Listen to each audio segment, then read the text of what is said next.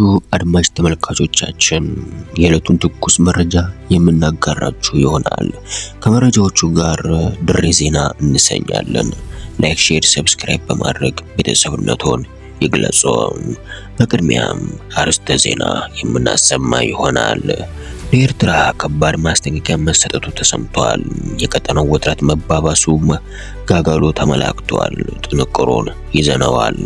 የሩሲያ ሰሞናዊ ወቅታዊ አዝማሚያ ከባድ አውዳሚ ጦርነት ልትከፍትብን ነው ስትል ዩክሬን ክሷን ለምዕራባውያን አሰምታለች። በሰፊው እንመለሳለን። በትግራይ ግዛት የወርቅ ዘረፋ ላይ ያጠናቀረ አወዛጋቢ መረጃ መውጣቱ ተሰምቷል። የውጭ ኃይሎችም ተሳታፊ መሆናቸው ተገልጿል። በዝርዝር የምንቃኘው ይሆናል። በአባይ ጉዳይ የግብጽ ሚዲያ ድርጅት ወጀንበር ውስጥ መግባቱ ብሎም ጉዳዩ ከኢትዮጵያ ጋር የተጋመደ የተቆራኘ መሆኑ ተሰምቷል። ዝርዝሩን የምናጠናቅር ይሆናል።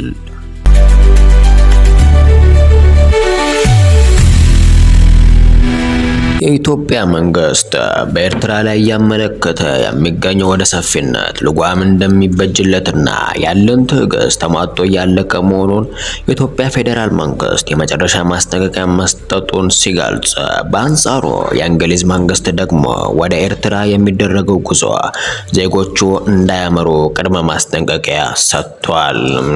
በምስራቅ አፍሪካ ጂኦፖለቲክስ ላይ በማነጽር ሆርን ሪቪው ከአዲስ አበባ ዩኒቨርሲቲ ጋር ተባበር በተዘጋጀው የሐሳብ ዝርጋታ መድረክ ላይ የኢትዮጵያ ውጭ ጉዳይ ሚኒስትር ዶክተር ጢሞቴዎስ በሰጡት መግለጫ ላይ የኢትዮጵያ ፌዴራል መንግስት በኤርትራ ሰሞናዊ ክዋኔዎች ላይ ከፍተኛ ያለሰለሰ ጥረትና በሆደ ሰፊነት ትዕግስት እያመላከተ ሲሆን፣ ይሁን እንጂ የኢትዮጵያ መንግስት ትዕግስት ሰላማዊ አጸፋ ምላሽ እንደማይወስድ ተደርጎ በቸልተኝነት መታለፍ እንደሌለበት በጥብቅ አበክረው አሳስበዋል። ተጨማሪም የቀጠናው ሀገራት ለጋራ ኢኮኖሚያዊ እድገትና ትብብር ቁልፍ ሚና እንዳላቸው በማንሳት የኤርትራ መንግስት በኢትዮጵያ ላይ የሉዓላዊ ግዛት አንድነት በኃይል ለመናድ እየሞከረ መሆኑን ገልጸዋል። ሚኒስቴሩ አክለውም ዓለም አቀፉ ማህበረሰብ ብሎም የሚመለከታቸው አካላት ቀጠናውን ከሚያስተራምስ ከሚያንገራግሽ ተግባር እንድትቆጠብና ሰላማዊና ወደ ዲፕሎማሲያዊ ሂደተ ኩነት እንድታመራ የዓለም አቀፉ ማህበረሰብ ዝምታውን መስበርና ጫና ግፊት ማሳደር እንዳለበት ገልጸዋል። በዚህ ወቅት የኢትዮጵያ የባህር በር ጥያቄ በከፍተኛ ፍጥነት እያደገ የሚገኘውን የህዝብ ቁጥሯን ብሎም ኢኮኖሚያዊ ሂደቱን ለማሳለጥ የባህር በር ጉዳይ ጉልህ ሚና ስለሚጫወት የሚመለከተው አካላት የኢትዮጵያን ሰላማዊ ጥያቄ አገናዝበው ፍትሃዊ እርምጃ እንዲወስዱ ጠይቀዋል። ይህ በዚህ እንዳለ በኢትዮ ኤርትራ መካከል ውጥረት በመንገሱ የእንግሊዝ መንግስት ዜጎቹ ወደ ኤርትራ እንዳያመሩ ጥብቅ መግለጫ ሰጥቷል።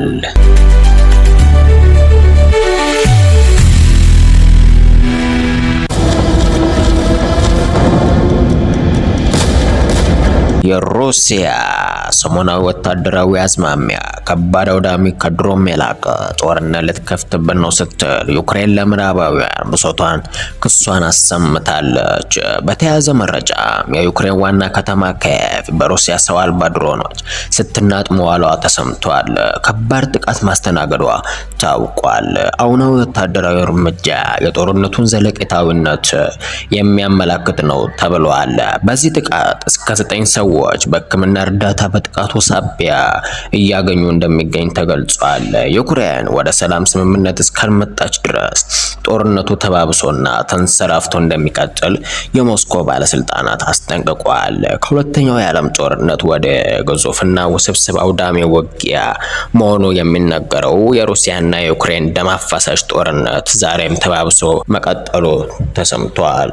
ሀያላኑን መንግስታት የተፈታተነው ምስራቁና ምዕራቡን ዓለም ለሁለት የገመሰው የሩሲያና የዩክሬን ጦርነት እስከዛሬ ድረስ እልባት አልተገኘለትም።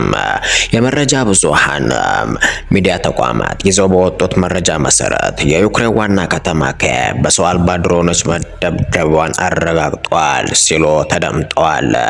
የሆሎሲቪስክ የሆስፒታሎች ላይ ከባድ ጥቃት መፈጸሙን አስታውቋል። በተጨማሪም በሶሎሞንስክ አካባቢዎች በመጠነ ሰፊ ያስባለ ጥቃት መፈጸሙ ዓለም አቀፍ ሚዲያዎችም አሳውቀዋል።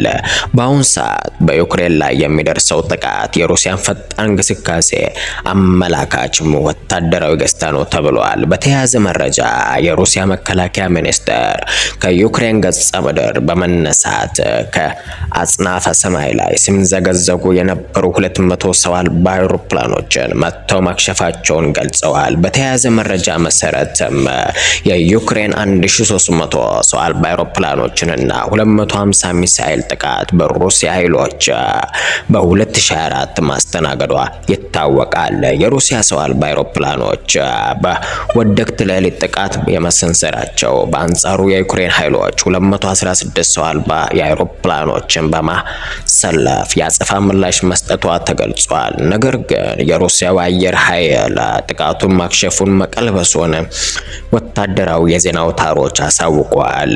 ከሰሞኑ የሩሲያ ወታደራዊ ኃይል በምስራቅ ዩክሬን ግዛት ላስጨራሽ ውጊያ ማድረጋቸውንና ወደ ቁልፍ ቀጠና ወደ ሆነችው ቆጵሮስኪያ ኩፕሲኒያ እየገሰገሱ መሆናቸውን የሩሲያ ኃይሎች አሳስበዋል። በዚህ ሰዓት ተጠናክሮ የቀጠለው የሩሲያ ግስጋሴ ወደ ዩክሬን ዋና መናገሻ ኪየቭ ፊቱን ማዞሩ ተጨማሪ የጦር ግንባር ማሳለጡ መፈጠሩንም እንደማይቀር የፖለቲካ ተንታኞች ገልጸዋል።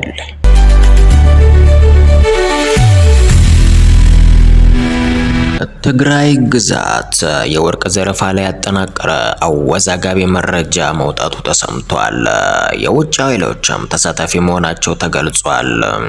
የምርመራ ጋዜጠኝነት ቢሮ ቲቪአይጄ ይፋ ባደረገው ምርመራ መረጃ መሰረት ከጠፈር በሳተላይት ታየት የሚችሉት ማቶቡላና ዳታንቡክ የተባሉ የግዙፍ የወርቅ ማዕድን ማውጫ ስፍራዎች በትግራይ ግዛት ከፍተኛ ዘረፋና ምዝበራ የተፈጸመባቸው መሆኑ ተመላክቷል። በምርመራ ጋዜጠኝነት ጥናት እንደተገለጸው ላለፉት ጥቂት የማይባሉ ዓመታት በቢሊዮነር ዶላር የሚገመት ከፍተኛ የሆነ ህገወጥ የወርቅ ዝርፊያ ሲፈጸም መቆየቱ ተገልጿል። በሰነድ ማረጋገጫ እነኚህ የማዕድን ቦታዎች ኢስት አፍሪካን ሜታልስ ለካናዳ ኩባንያ ቅርንጫፍ ፍቃድ በተሰጣቸው ናቸው። የካናዳ ኩባንያ ቅርንጫፍ የሆነው የማዕድን አውጪ ድርጅት ከቻይና ኩባንያዎች ጋር ከፍተኛ ወዳጅነት ያለው ሲሆን በይፋ በአደባባይ የማዕድን ልማት እያደረገ መሆኑ ይገልጻል። በተጨባጭ መሬት ላይ ግን በስውር ከመጋረጃ ጀርባ የውጭ ገንዘብ ድጋፍና የማሽነሪ የታገዙ ቻይናውያንን ማዕድን አውጪዎች ከቀድሞ ወታደራዊ ኃይሎች ጋር በመመሳጠር በመሆን በተቀናጀ ሁኔታ የሚካሄድ ህገወጥ ተግባር መሆኑ የማዕድን አውጪ ሰራተኞች የቀድሞ የደህንነት ሹማምንት ተናግረዋል ሲል የምርመራ ጋዜጠኝነት ጥናቱ አንጸባርቋል። ቦታዎቹ በከፍተኛ ጥበቃ ውስጥ ሆኖ በትግራይ ግዛት ለተጨማሪ ግጭት እየቀሰቀሰ መሆኑ ታውቋል። ጥናቱ በምዕራባውያንና በቻይና ኩባንያዎች መካከል ግዙፍ ፉክክርና ትከሻ መለካካት አለ የሚለውን ታዋቂውን ማብራሪያ ይሞግታል። በትግራይ ግዛት ውስጥ ሁለቱ እጅና ጓንት ሆነው እየሰሩ መሆኑ ተገልጿል።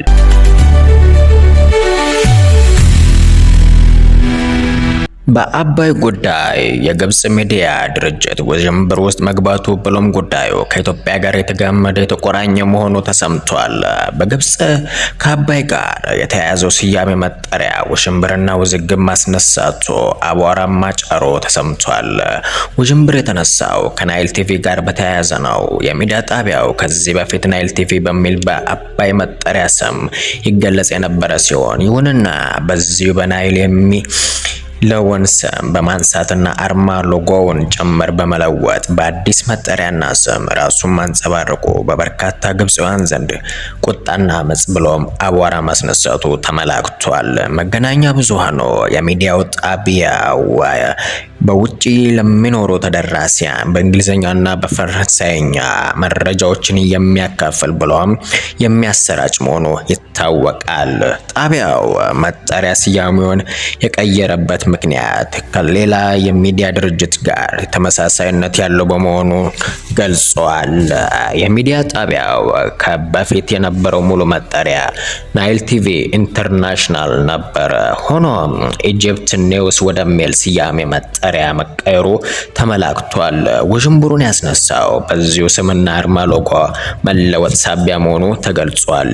የሚዲያ ተቋሙ ስያሜ አባይ ወይም ናይል ማድረጉ በተጨማሪ በመርሃ ግብሩ ይዘትና ጥንቅር የናይል የውሃ ፍሰት ዝርጋታ ብሎም ተርፎ ለግብጽ ያመጣውን ገጸ በረከት ረድኤት የሚያሳይ የሚያመለክት ሆኖ ተገልጿል።